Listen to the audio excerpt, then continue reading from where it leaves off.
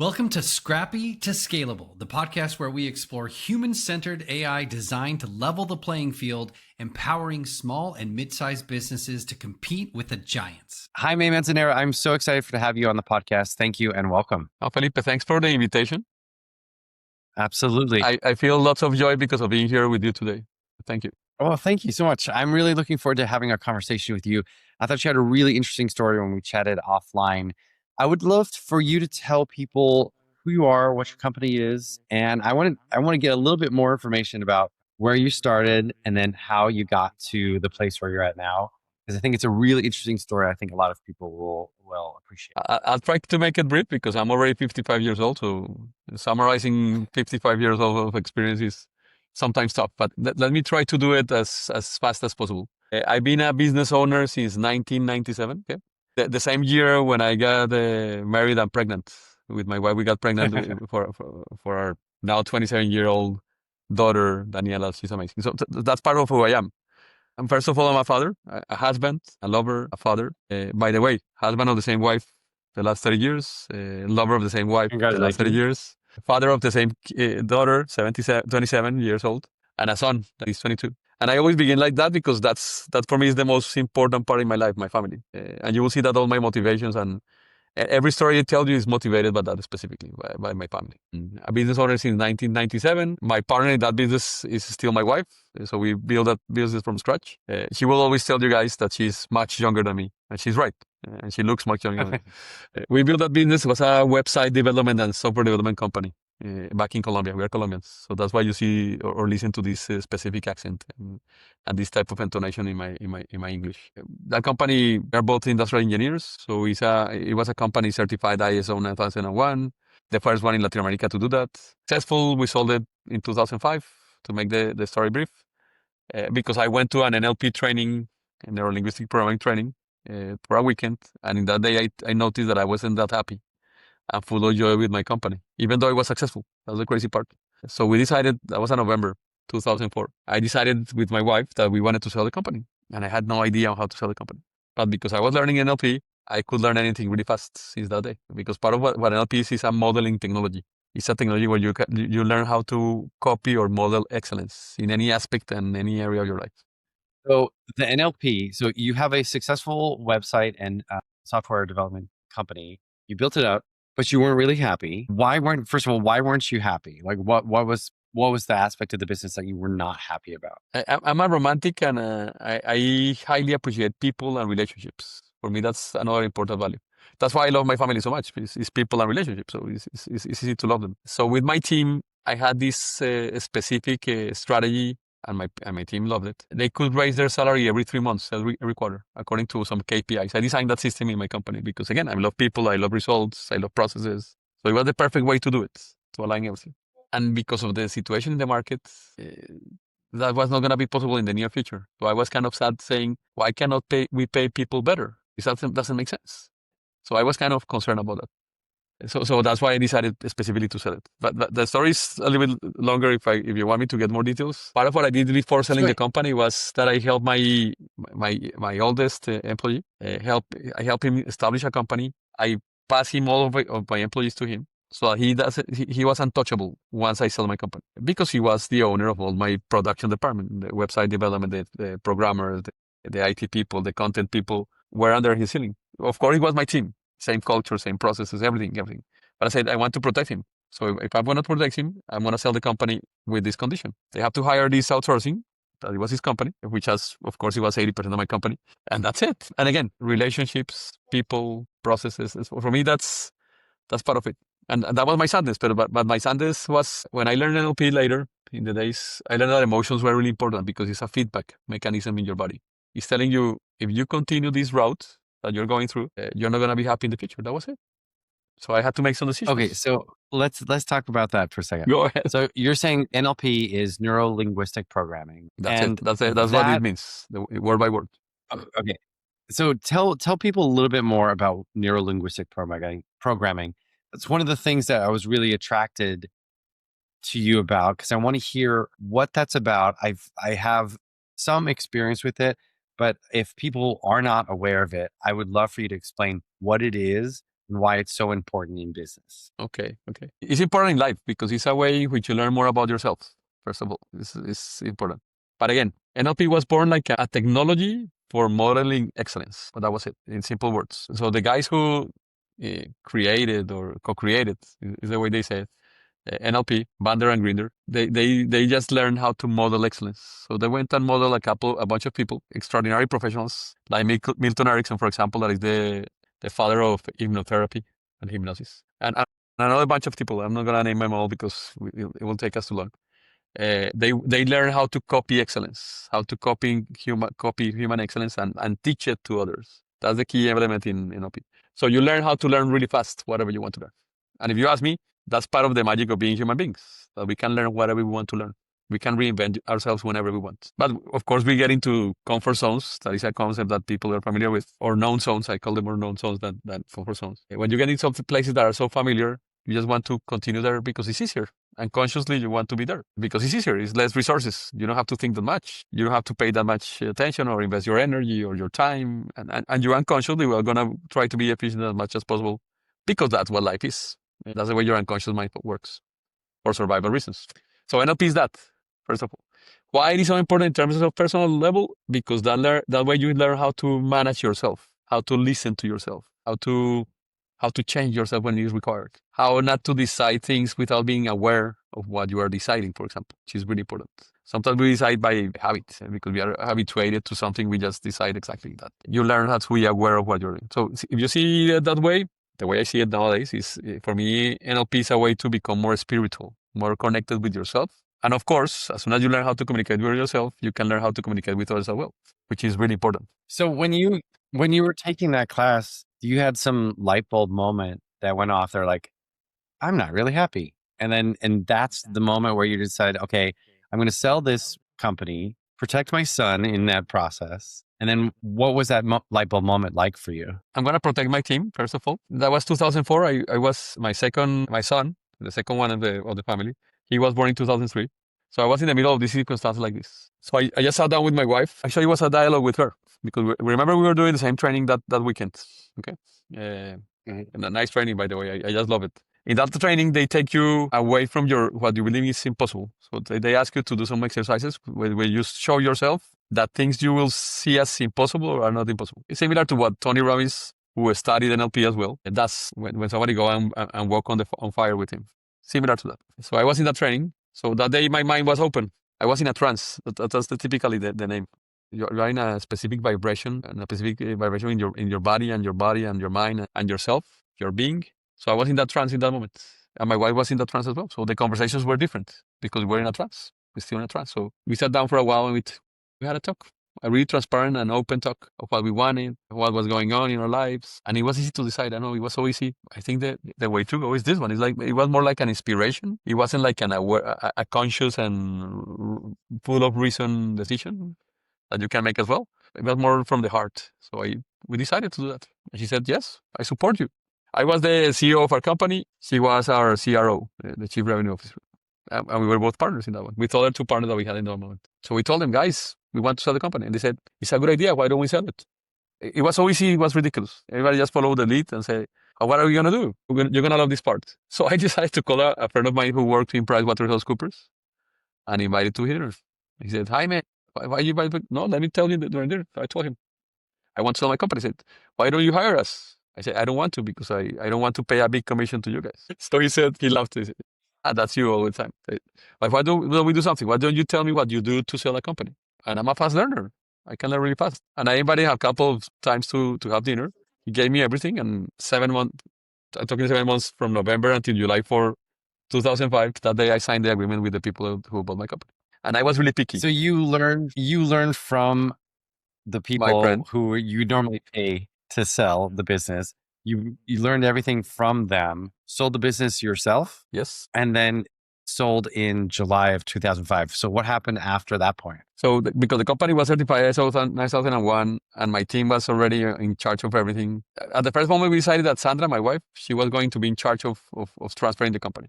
But in that same period of time, between, let's say, March and July, she got the biggest opportunity for her life. The main newspaper in Colombia was looking for somebody that knew about digital assets because they were receiving their digital assets back from Telefonica, a big Spanish company that was the owner of the majority of the assets of the main newspapers in Latin America and of every type of content creator. And they needed somebody to know about that. And she really knew about advertising and all this kind of thing in that moment where it was a scarce knowledge. So she told me, what am I going to do? They are offering me a job here. They are paying me what I want. And I would love to go to the corporate world because she went from college or university directly to our company. So she wanted to try being in the corporate world. And I said, that's not your problem. That's my problem. I'm the one selling the company. You have to go to your job. And I have a problem now. I have to find somebody to be in charge of the transition. Forget about it. It's my problem, not yours. And she laughed and said, I like it. So she went and took that job. And I wasn't with a problem. What I did is I call a guy who used to be our employee in a company. What are you doing? His name is Roberto. Roberto, what are you doing? He said, I'm free right now. I said, perfect. I need you. So I brought him on board. Of course, he knew the systems. Everybody in my company was really well trained. He knew the systems, everything. And he was the one in charge of transferring the company to him. That was it. It was as simple as that. And that's part of NLP. In NLP, you learn to make decisions differently. And making decisions becomes really easy when you master NLP. And just to be clear, Felipe, this was my first training. Okay. After I sold the company, I went to London and I got my certifications as a coach in NLP, as a practitioner in NLP, as a master practitioner in NLP, and as a certified trainer in NLP. All of them. It took me three trips to London. I love those trips, actually. Being weeks in a trance, studying directly with John Grinder, the creator, one of the co-creators of NLP. So it was one of the best moments in my life, learning all that about me and others and how to facilitate others learning, others change, others getting out of their limits, their own limits, because limits are always our own. There's nothing outside of us that limits us. It's just us, the ones who limit ourselves. So that was part of it.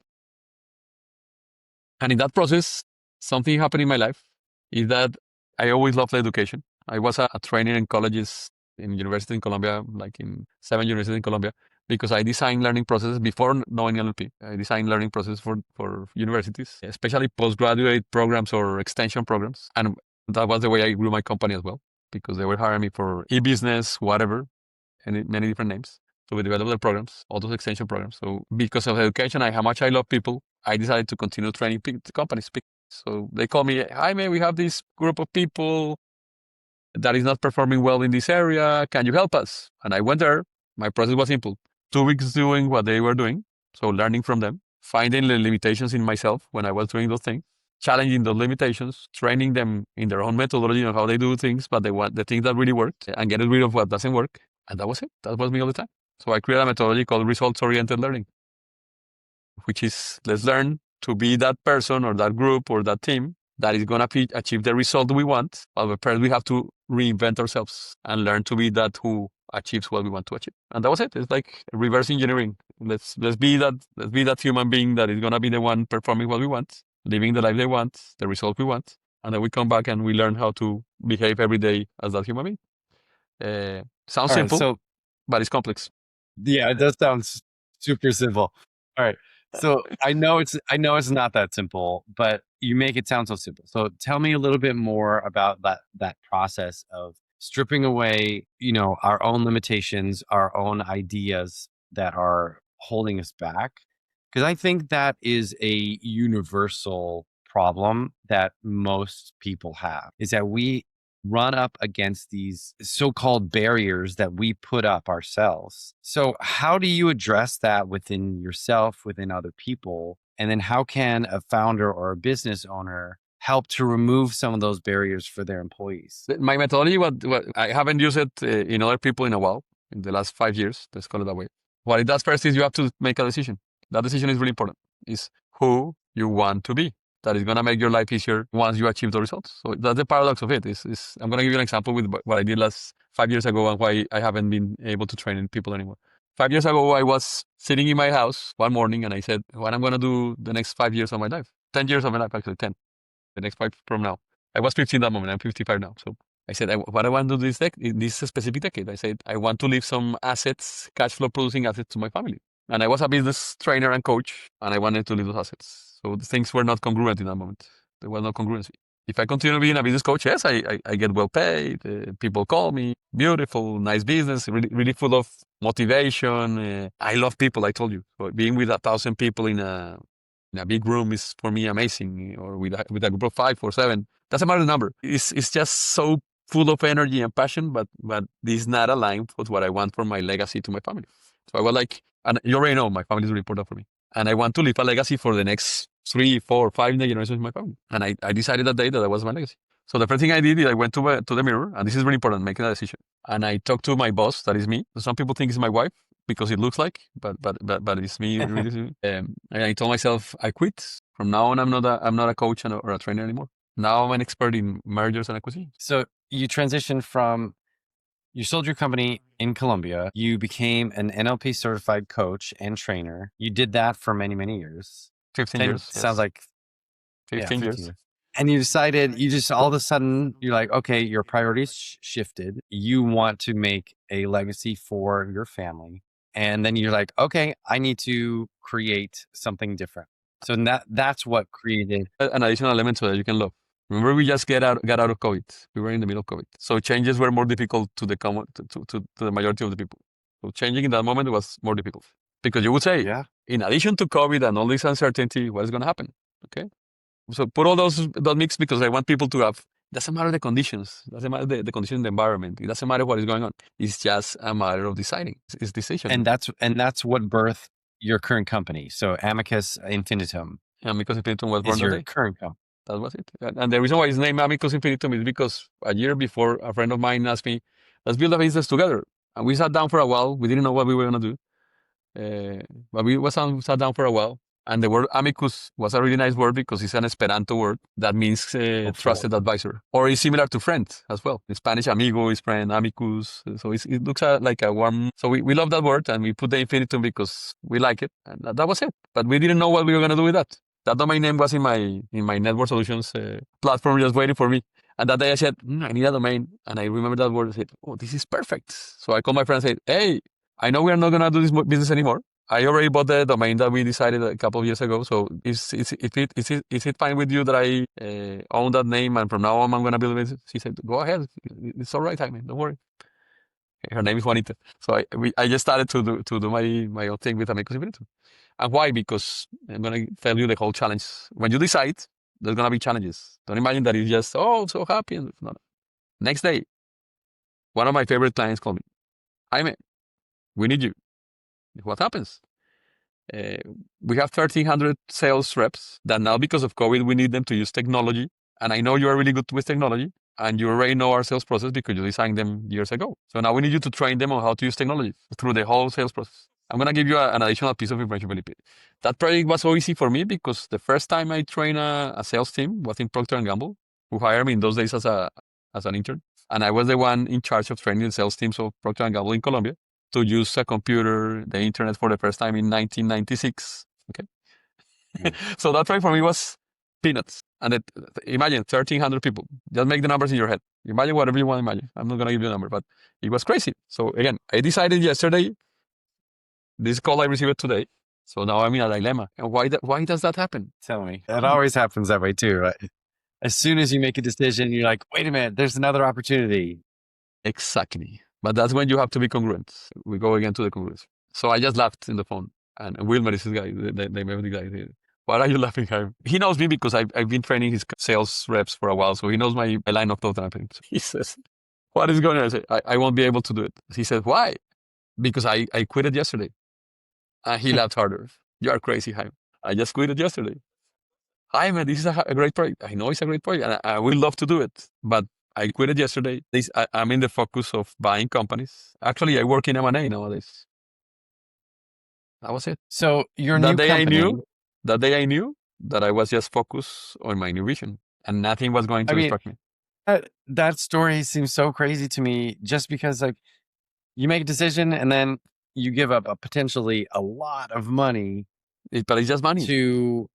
And I'm not talking about money, but about money. I love money. Don't take me wrong. I like money and what you can do with it. But it was more important what I was building for me and my values than that training. That's the congruency I'm talking about. You decide to create Amicus Infinitum, And you have the domain name, and you have a friend who wants to. I haven't finished Wave. And so in that moment I said, okay, what am I going to miss about Volvo was the name of the company that did the trains. What I'm going to miss about the Volvo? I said, what I'm going to miss about the Volvo is getting well paid for what I do. So how can I turn this into a business so that I can just focus on this? And it took me a couple of days to create a process to sell to successful business owners and becoming their M&A, their fractional M&A departments. And 2 weeks later, I had a client paying me the first fees for that. And a year after, I already replaced all the income from the other company and getting clients, helping them buying companies. While I was buying my companies, I was helping them buying their companies, exclusively profitable businesses with nice cash flows and a good team in place and processes. And that once they buy them, they can double or triple the size of their companies as they are right now. And that was it. That was it. If I wasn't not in that challenge moment and noticing that there was a contrast, I call that contrast, is whenever you make a decision, there's going to be a contrast between what you want and what you're getting. And that contrast, if you listen to it, you're going to be able to design a new life completely around that contrast. Because the contrast is there to show you what you want and what you don't want, what you really like and what you don't really like. So it starts, if you pay attention to that contrast, that's what happens to people when they're in tough moments. It's a moment full of contrast. If they are aware of what is going on for a while and saying, this is not what I want, this is what I want, and insisting in that communication with yourself, you can get into so much detail that I'm going to use a weird word, but I'm going to use it, manifestation of what you're creating is going to be faster. And that was it. So, I mean, can you explain, talk to that conflict side of things? You're saying that when you decide something, there's going to be conflicts within yourself or within reality. Call it contrast. Contrast is most visual. Contrast is between a typical contrast is white and black. If that contrast didn't exist, you won't be able to differentiate colors. If the shadows or the darkness and the light didn't exist, you won't be able to see. If the cold and the hot didn't exist, you won't be able to differentiate temperature and know what you want. I want to be warm. I want to be cold. Again, this is a really important part of decision making. And a lot of people, when they see contrast in their lives, meaning things that they don't like or they don't want, they quit. That's the majority of the people. I think it's super interesting and important. I'd love to understand that a little bit more, because the contrast, to me, it's hard to sometimes get past that contrast, because what you want for your life and what you're getting can sometimes be in contrast, right? So how do you get past the contrast to keep pushing through it? That's the hardest part, I think, to me, when you're getting hit with obstacles. Like, how do you move through past that? The easiest way is to stop pushing against those things. So the metaphor I use for myself a lot is, and you see me in my car today because I love driving, and maybe that's why I'm here in my car today. I love driving. Why do I love driving? Because of Waze. I use Waze specifically. I love GPSs, but Waze is my favorite one. Me too. Since Waze was launched, I was one of the first users of Waze, even though I was living in Colombia. I remember jumping into taxi cabs, and people were not used to use Waze or any GPS in the month. And I lived in a really tough city in terms of traffic. It's Bogota. In those days, I lived in Bogota. Now I live in Sarasota and Bradenton. And the beauty about Waze for me was it showed me the best route possible in that moment. But in the process, the route can change because the environment can change. And that's life. Life is like that. You start, hey, I have this vision and I have an idea, and I just began doing the thing. I began walking today. And Waze will tell me, will be my feedback. Will tell me, hey, Jaime, now you have to turn right. And then you have to, and that's your internal voice, your inner voice talking to you. And if you believe in God, that's your God talking to you. And if you believe in a higher version of yourself, it's going to be talking to you. Or if you believe in the unconscious mind or the superconscious or any other of these labels that we put those two things, or your Christ or whatever you want to call it, is that voice the one you're following, like a GPS. So that's the best way to handle contrast. Being aware of what's going on, being aware of your emotions, again, feedback. Hey, I'm feeling like this. Not judging your emotions, just feel them. Be aware of it. Sit down for a while and write. For example, that's one of the disciplines I love the most. Early in the morning, write down how I'm feeling, because things can change in a day this fast if you are just aware of those emotions. So that feedback is important. Is listen to yourself, sense yourself, feel what you're feeling, acknowledge it, see what you're seeing, acknowledge it. Don't label it. Don't say it's the worst, it's the most difficult. Don't label it, okay? Avoid labeling. Just observe it. You are an observer. You are the observer of your life. If you go into that third position, this is pure NLP. In NLP, there's N positions, but the most important are the first three positions. The third one is the observer. And that's why language gives us a lot of information. How we speak means in which position we are. So whenever you observe yourself and you start saying, you can move your life, you can flow through that navigation system that we all have. This reminds me of a training I did during COVID for a huge company. There were like 600 people in that event online. And all I did was that, use the analogy of the roads and Waze and give them examples what happens when we get out of the route, when the route changes, and that feedback and how to make decisions with those things, and just follow the instructions. We all have that internal voice that if we learn how to listen to it and we pay attention to it, and it feels good, it always feels good, that one. It lets you know where you go. If it makes you feel uncomfortable, that's not the voice I'm talking about. That's what I call the little voice or the mind freak. That's the way I call it. Which is another voice that we have that can be really annoying, negative. That's Yeah. not that's a I different definitely voice. have that voice. That's a different voice. And actually, in NLP, you learn how to negotiate between those two voices so that the one you want to hear the most can be louder and you can distinguish it. There's techniques for all these things I'm talking about. That's called, for example, if you want to if somebody wants to search about that, look for parts integration. That's the technique. And it's perfect. If you execute a parts integration exercise, you will love the effect in yourself and how silenced your mind becomes. In NLP, I learned something that is everything that happens to you is feedback, including a nasty cold or a nasty flu. And you just have to understand the meaning of that flu to you. I like that idea, actually. I think it's super important to take on, 100% responsibility. There's a book that's called like 100, I can't remember the name of it, but it was take 100% responsibility for everything in your life, whether everything. Responsibility as the creator. As the creator. You are the creator of everything in your life. I agree with that book. The first time I learned about that was through Kabbalah. Okay. When I was young, I was kind of a crazy reader. And I found a book of Kabbalah. And it was crazy. And that was one of the first principles in Kabbalah. You are 100% responsible of everything that happens and is around you in your life. Yeah, I agree. And when I tell people, be careful because some people get confused responsibility with being guilty. Right. So be careful with that. Yeah. Continue. Please continue, Felipe. Guilt is completely different. But it can be mixed easily. So be careful. Get away with the guilt, just be responsible. That's it. Yeah, that's a good reminder. So you get back to this company. So you started this company, and what does Amicus Infinitum do as a company? We are the fractional M&A team of successful business owners who want to expand their business, and acquisitions is the fastest way, if you ask me. You can double the company or the size of your company in one acquisition. So your model is to go into businesses that are already functioning, that are already successful, going in there and then building them to a larger capacity and then selling them? We haven't sold the first one. We own them. And we partner with people who wants to do that. So we began doing that with Latin American entrepreneurs who wanted to expand their business in the United States. And we help them doing that specifically. So we follow the whole process, the origination of those deals to companies to buy, the valuation. We only buy really nice cash flow producing companies. Again, with a team in place, processes, basic processes at least, some technology, but with nice relationship with the clients, with not much risk. So when we receive it, we can grow them. That's the idea.